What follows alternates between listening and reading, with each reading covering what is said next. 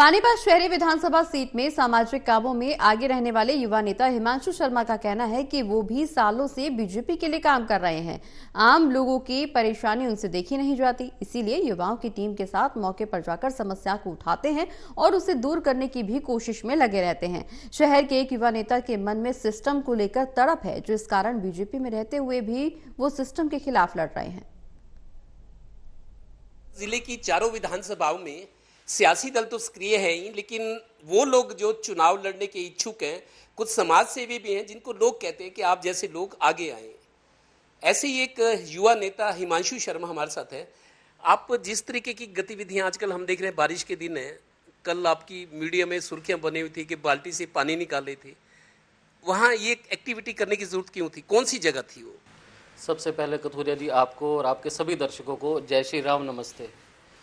ऐसा है कि उस समस्या को ना, वो समस्या कल की नहीं थी, बारिश की नहीं थी। उस समस्या को कई वर्ष हो गए, 4 से 5 साल बिना बारिश के भी वहाँ सीवर का सारा गंदा पानी खड़ा रहता है।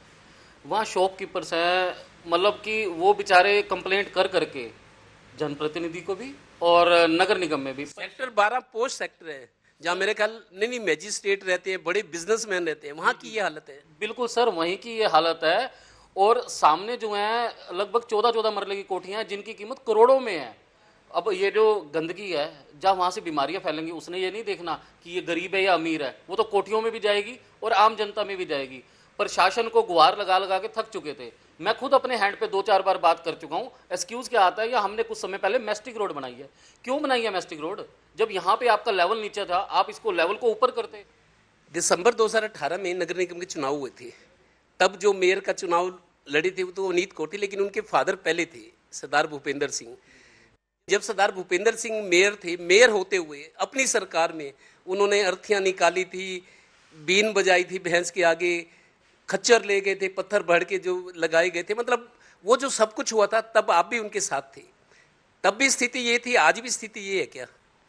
स्थिति तब भी यही थी, आज भी यही है। मतलब जो जनप्रतिनिधि है, मुझे ऐसा लगता है वो अफसरों को अभी भी हैंडल नहीं कर पाया, उसे नहीं समझा पाया कि तेरी जिम्मेदारी ऑफिस, एसी ऑफिस में बैठने की नहीं है। तुम्हारी जिम्मेदारी जनता के बीच जाके सड़कों पे घूम के काम को देखना, काम को चेक करना, अच्छा हो रहा है, बुरा हो रहा है, और किस वजह से कमी आ रही है उनको दूर करना है। लेकिन अफसर अभी भी एसी कमरों के अंदर होते हैं, वो सड़कों पे नहीं आते।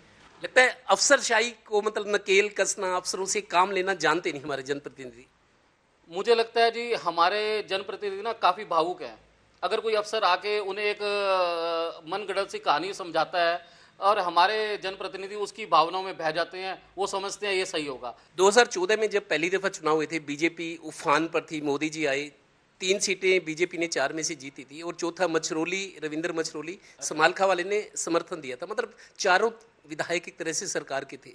4 के बाद 2019 में 4 में से 2 रह गए। हमारे जनप्रतिनिधियों ने, आप विश्वास करेंगे, करोड़ों रुपया पानीपत को ग्रांट ला के दी। अब मैं फिर आपसे वही बात कहूँगा कि अब उस ग्रांट को यूटिलाइज कैसे करना है, वो तो कहीं ना कहीं अधिकारियों का काम है।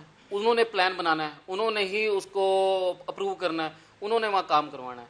ये किस काम में जाते हैं जिस काम में ये लगे कि भाई ये जरूरी है, यहाँ से अधिकारी जाएंगे या यहाँ से सीएम का काफिला जाना होगा, या यहाँ से हमारे अफसर डीसी साहब, एसपी साहब निकलते हैं, वहाँ तो इनका ध्यान है। 29 सेक्टर जो पानीपत को, पूरे हरियाणा को इतना रेवेन्यू देता है, वो मेन बाईपास की सड़क टूटे हुए आज मेरे ख्याल से 5 साल का कार्यकाल ही खत्म होने वाला है, वो सड़क नहीं बनी आज तक। कभी कभी आप ये कहते हो, आपसे चर्चा भी होती है, आप इलेक्शन लड़ने के मूड में हो, युवा हो। सर मैं लगभग आज 21-22 साल हो गया है मैं भाजपा में हूँ, और भाजपा में ही काम किया है। जो जो जिम्मेदारी मिली, अभी भी मुझे चुनाव प्रबंधन का शहरी दक्षिण मंडल का संयोजक बनाया गया था, हर जिम्मेवारी को बाखूबी निभाते हैं। लेकिन हमारा महत्व तब है जिनसे हमने वोट मांगे हैं वो खुश हों। जिनसे अगर मैं वोट मांग रहा हूँ, जिनके पास जा रहा हूँ कि ये हमारे जनप्रतिनिधि के लिए, हमारे एमएलए के लिए, एमपी के लिए, मेयर के लिए वोट दो, मैं उनके काम ना करवाऊँ। अगर उनके काम को मुझे करवा के मुझे लड़ना पड़ रहा है, तो आप भी जैसा कह रहे हैं और भी साथी ये कह रहे हैं कि ये भाजपा नहीं है, भाजपा में नहीं है, भाजपा का विरोध करता है।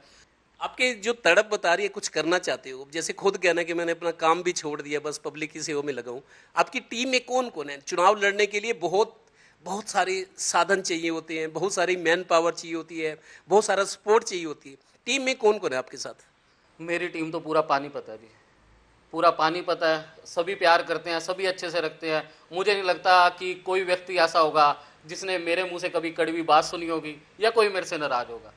आप बीजेपी में हो, लेकिन शायद बीजेपी वाले उतनी तवज्जो नहीं दे रहे। उनको ये लगता है कि एक और ना आ जाए, हमारे रास्ते बंद हो जाए। स्वार्थ होता है ना राजनीति में। हम भाजपा के सच्चे सिपाही हैं। चुनाव पार्टी ने लड़वाना है। अगर पार्टी को लगेगा कि इस बार मौका देना चाहिए हिमांशु को, तो हिमांशु चुनाव लड़ेगा और जीत के भाजपा की झोली में पानीपत शहरी की सीट डालेगा। व्यवस्था में जो खामी है उसके खिलाफ लड़ाई लड़ रहे हैं। इनका ये कहना है कि मैं बीजेपी में हूं और बीजेपी में काम करता रहूं और बीजेपी से ही टिकट की गुहार लगाऊंगा। सहयोगी श्रीनिवास के साथ Devendra Kathoria, Total News, Panipat bureau.